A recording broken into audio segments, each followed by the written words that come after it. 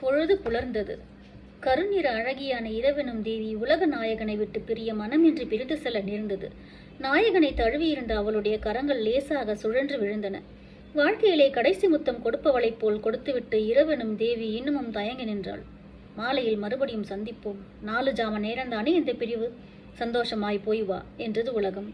இரவு தயங்கி தயங்கி உலகத்தை திரும்பி திரும்பி பார்த்து கொண்டு சென்றது.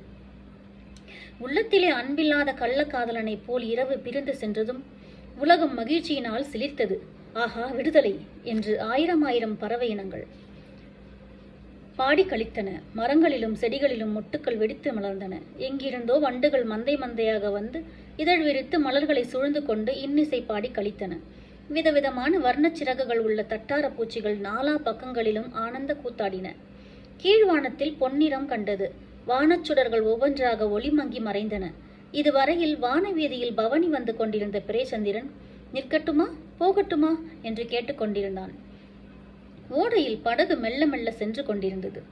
பட்சிகளின் கோஷ்டி கானத்தோடு துடுப்பு தண்ணீரை தள்ளும் சலசலப்பு சத்தம் பூங்குழலின் செவிகளில் விழுந்தது.